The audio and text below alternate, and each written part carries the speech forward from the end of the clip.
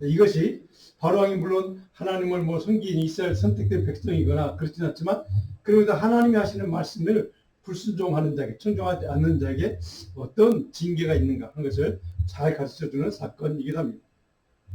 그래서 이 징계 사건을 통해서 하나님은 바로왕의 그 완악해진 마음, 그것을 녹이기 위해서, 또 그것을 경고하기 위해서 택하신 하나님의 백성들을 애굽으로 해방시키기 위해서 이제 그런 사건들을 하는 것을 우리는 너무 잘 알고 있습니다. 자, 그런데 그 사건의 과정 가운데 하나님이 바로 그 이유와 목적, 하나님 이스라엘 백성들을 선택하신 백성들을 해방시키려고 하는 그 이유와 목적, 그에 대해서 출애굽기 8장 22절로 23절은 이렇게 기록하고 있습니다. 한번 같이 읽어볼까요? 그날에 나는 내 백성이 거주하는 그곳의 땅을 구별하여 그곳에는 파리가 없게 하리니 이로 말미암아 이 땅에서 내가 여호와인 줄을 네가 알게 될 것이라. 내가 내 백성과 내 백성 사이를 구별하리니 내일 이 표징이 있으리라 하셨다. 목적이 뭡니까? 구별하기 위해서. 하나님의 백성과 순종하는 백성과 말씀에 청종하는 백성과 청종하지 않는 백성을 구별하기 위해서. 다른 말로 오늘 저와 여러분에게 주시는 메시지는 뭡니까? 하나님의 눈에서, 하나님의 관점에서 구별된 삶을 살아야 하는 것이 바로 하나님의 은혜를 경험할 수 있는 통로를 체험할 수 있다는 것이죠. 그 근본적인 이유, 동기, 그것이 바로 청종입니다. 다른 말로 순종인 거죠. 하나님의 말씀을 듣는 겁니다. 듣지 않으면 우리가 바로 그런 은혜를, 그 은혜의 통로를 우리가 놓치고 산다는 그런 이야기이기도 합니다. 자, 그런 의미에서 하나님 백성으로 주님의 한없는 은혜와 긍휼을 누리는 이스라엘 백성들처럼 그런 은혜를 살고자 하면 먼저 하나님 백성답게 구별된 삶을 살아야 하는 것. 이것이 우리에게 필요하다는 것이죠. 이 사순절기는 바로 우리 스스로 자신을 세상으로부터, 약간 세속의 생각으로부터 우리 자신을 구별하기 위한, 그런 구별을 위한 영적인 몸부림치는 시간이기도 합니다. 내가 어떻게 하면 하나님의 사람으로 구별된, 세상에 살지만 세속과는 구별된, 세상과 구별된 삶을 살아야 하는가, 살 수 있는가 하는 것을 바로 끊임없이 구별된 삶을 살려고 노력하는 그런 시간들, 그 은혜를 구하는 시간들이 바로 이 사순절기로 우리가 좀 삼고 이 사순절기를 지났으면 좋겠습니다. 자, 두 번째로 오늘 설교를 들어보시면 긍휼을 소망하는 자는 어떻게 살아야 하는가? 여호와를 의지하는 자로서, 하나님을 의지하는 자. 예레미야 26장을 보시면 26장입니다. 오늘 우리가 읽었던 7절까지만 읽었는데, 자, 예레미야는 자신이 선포하는 메시지 때문에 생명의 위협까지 받았던 상황입니다. 그래서 결국 그는 감방에 갇히기도 합니다. 자, 근데 그런 생명의 위기를 앞에 놓고서도 그는 하나님의 말씀을 명령에 따라 이스라엘 백성들에게 선포하는 그런 선지자였죠.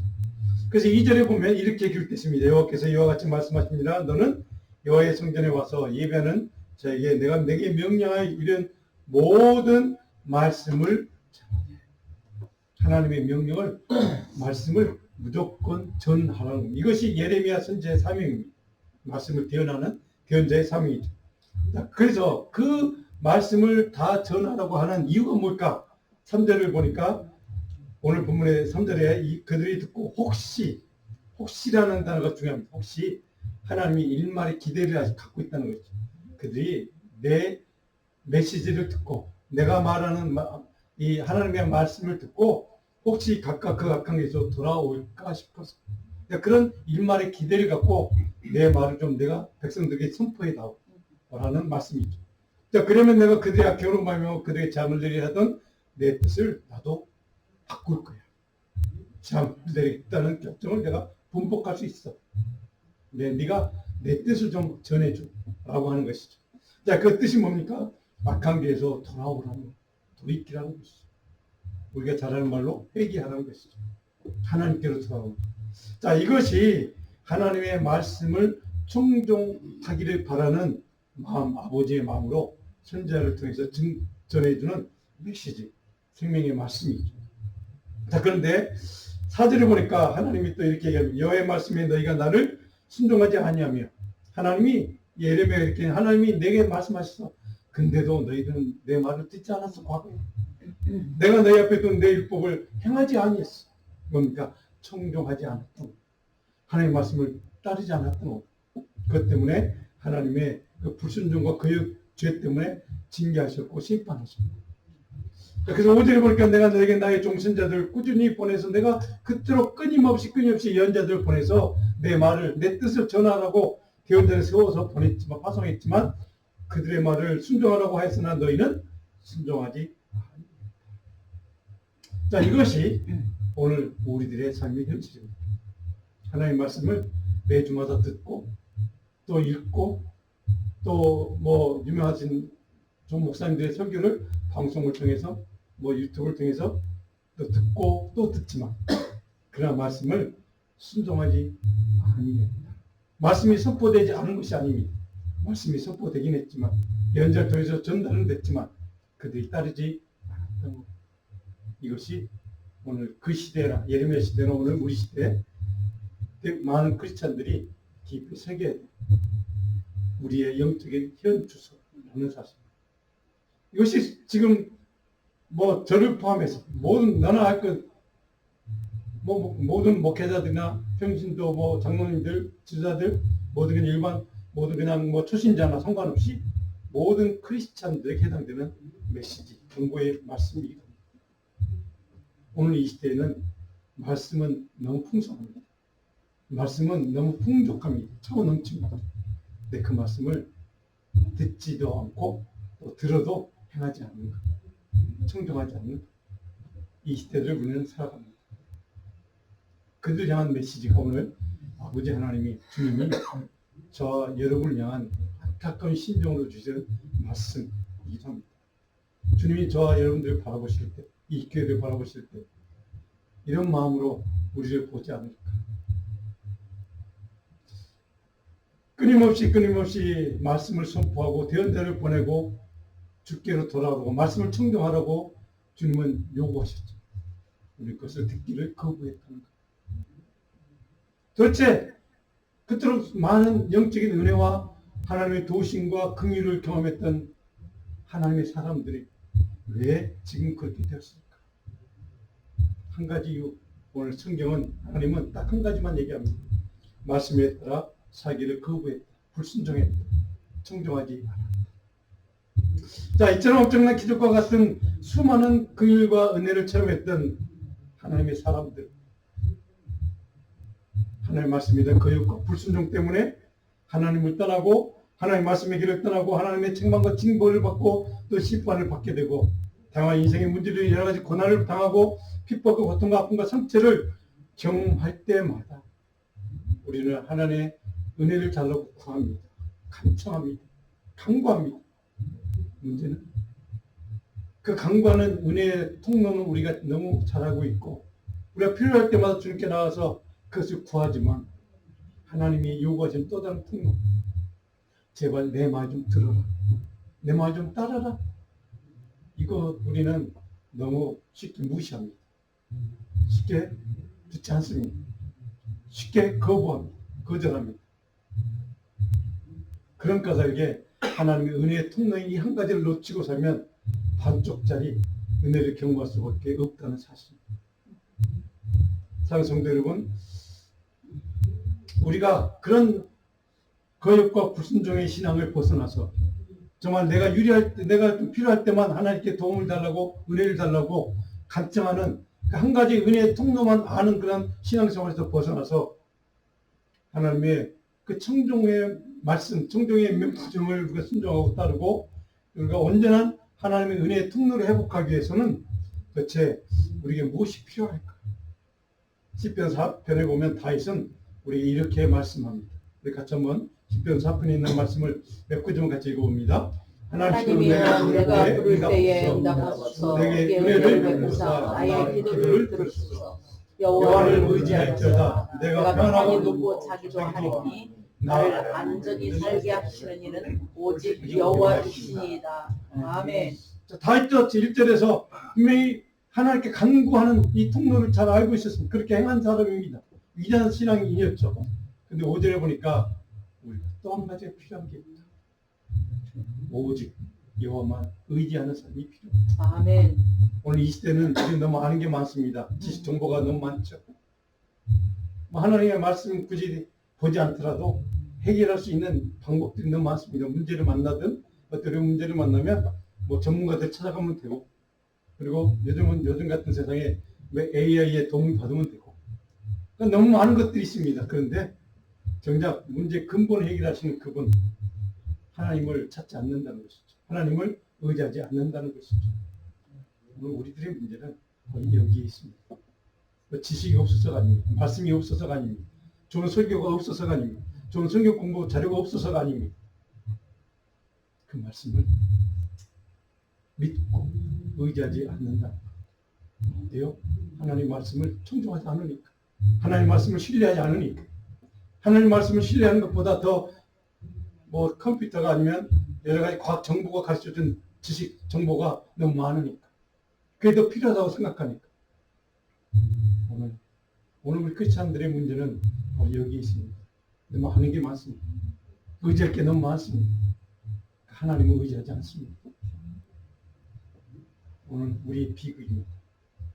이 시대가 문명이 발전하고 뭐 AI가 뭐 그냥 우리 모든 것을 웬만한 다 해주는 뭐 그런 시대, 정보를 다 제공해주는 시대, 문제 해결까지 다 해주는 시대를 우리 살아가지만 정작 그 모든 문제의 근원적인 문제를 해결할 수 있는 그분을 찾아가지 않는다는 거예요. 성도 여러분, 오늘 시편 다윗의 간구처럼 오직 하나님만 의지하십시다.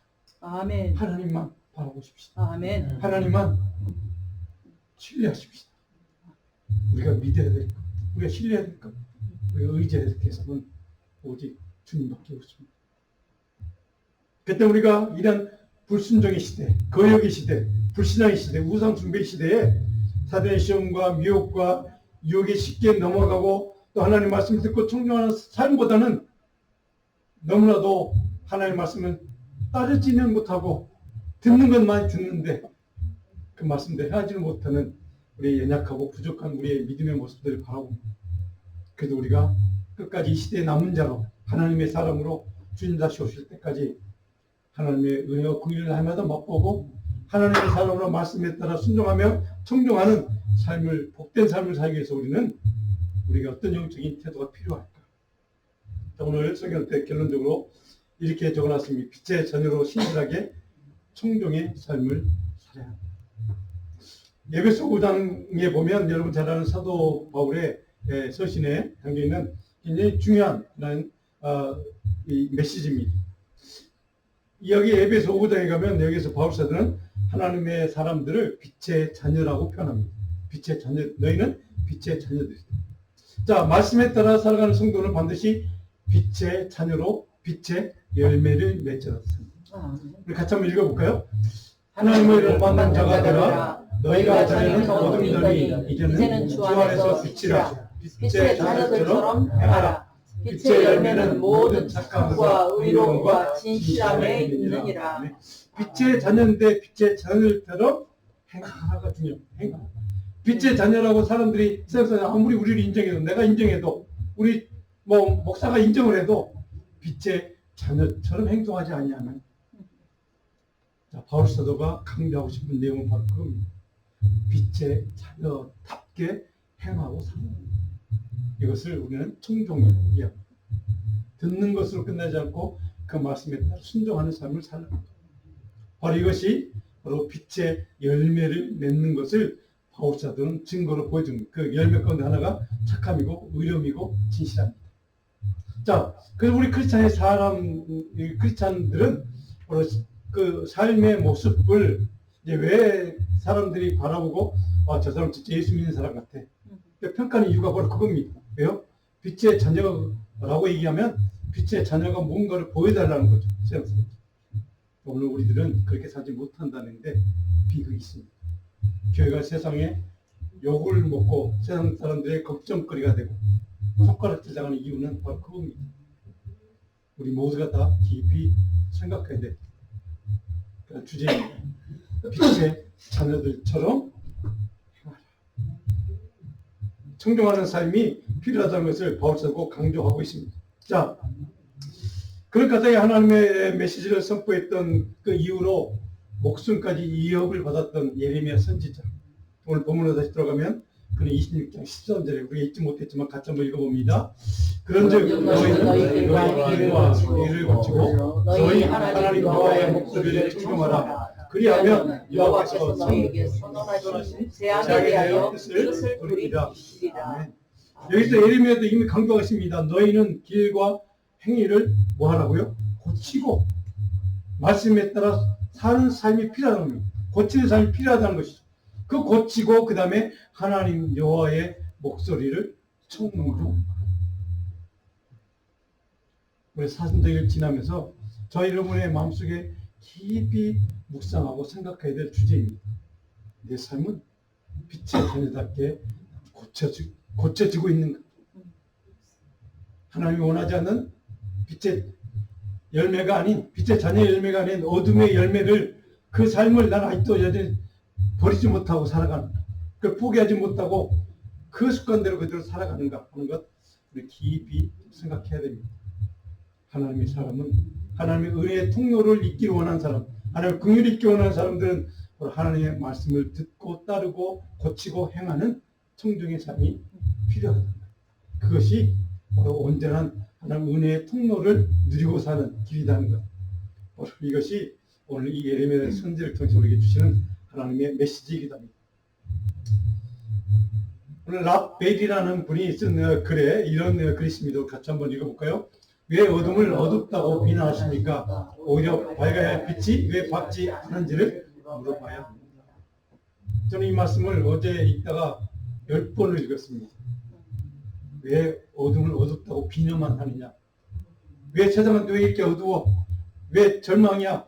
왜 희망이 없어? 소망이 없어? 왜 이렇게 깜깜해? 라고 비난만 하면 안 된다는 겁니다. 하나님의 사람들은 세상이 어두울수록 하나님 빛의 자녀답게 세상을 밝게 비추는, 빛을 비추는 그 사명을 감당하는 것이 우리가 할 일이라는 것이죠. 세상이 어둡다고 얘기하는 것, 비난은 누구든지 할 수 있습니다. 그 어두운 세상을 밝게 비추는 것은 하나님의 사람들, 예수 믿는 사람들, 크리스찬, 하나님의 백성들만이 할 수 있는 것. 저는 그러면 저와 여러분들, 우리 자녀들이 이 세상을 살아가는 동안 빛의 자녀로 어두운 세상을, 우리 주변에 조그만 영역이라도 그 어둠의 세력들을 환히 비추어서 생명의 빛으로, 복음의 빛으로, 은혜의 빛으로 비추어서 밝게 비추는 하나님의 빛의 사자로, 빛의 통로로 저희들이 쓰임받는 저와 여러분, 우리 자녀들, 우리 교회 되기를 간절히 소원합니다. 바로 이것이 오늘 예레미야 쪽에서 바울서를 통해서 우리에게 주시는 하나님의 기대요 명령입니다. 마태복음 5장 14절 16절에 보면 예수님도 친히 말씀하셨습니다. 너희는 세상의 빛이다. 세상의 빛이다. 오늘 세상을 밝게 비추는, 어두운 세상을 밝게 비추는 역할을 하는 사람이 크리스찬이고 성도고 교회고. 오늘 많은 크리스찬들은 교회 문제는, 목회자의 문제는 세상을 더 어둡게 하는 겁니다. 이것이 우리들의 하나님 앞에 큰 죄라는 것이죠. 자, 이 생명의 빛을, 은혜의 빛을, 구원의 빛을, 말씀의 빛을, 은혜의 빛을 세상 가운데 비추고 그 어두운 세상을 밝게 비추는 사명이 우리가 감당해야 될 사명이라고 합니다. 바로 우리 시편 18편 1절 2절에 우리 다윗이 기록한 이 말씀을 통해 우리는 어떻게 살아야 될까? 다시 한번 믿음으로 결단, 우리가 잘하는 말씀 같이 읽고 결단하는 시간 되면 좋겠습니다. 같이 읽습니다. 나의 이 되신 여호와여, 내가 주를 사랑하나이다. 여호와는 나의 반석이시요, 나의 요새시요, 나를 건지시는 자시요, 나의 하나님이시요, 나의 피할 바위시요, 나의 방패시요, 나의 구원의 뿌리시요, 나의 산성이시로다. 하나님의 말씀을 청종하기로 결단한 사람들에게 주시는 하나님의 은혜입니다. 저는 우리의 방패가 되어주시고 요새가 되어주시고 우리의 반석이 되어주시는 그 하나님, 그 하나님만 의지하고 하나님 의지하는 믿음으로 하나님의 말씀을 청종하는 믿음의 결단을 통해서 하나님 베푸시는 놀라운 긍휼과 은총을 날마다 우리가 풍성하게 경험하는 복된 하나님 백성들 되기를 주님으로 간절히 축원합니다. 우리 말씀을 좀 기억하며 우리 18장 10편 18편에 있는 말씀 기억하며 우리 찬양 한 장을 같이 올려드리려고 합니다. 여러분 잘하는 찬양 나의 힘이 되신 여호와여, 우리가 믿음의 결단하는 마음으로 찬양 같이 올려드리면 좋겠습니다.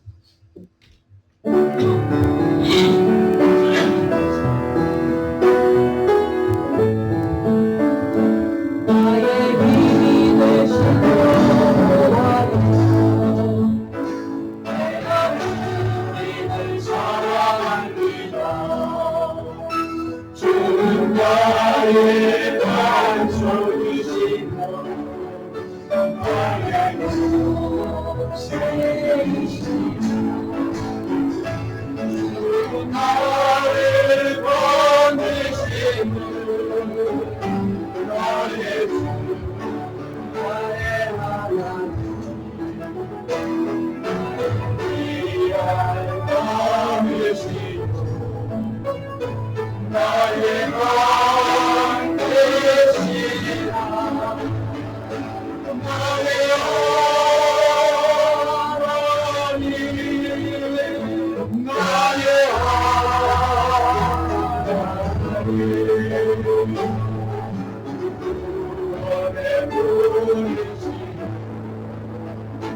나의 찬송이라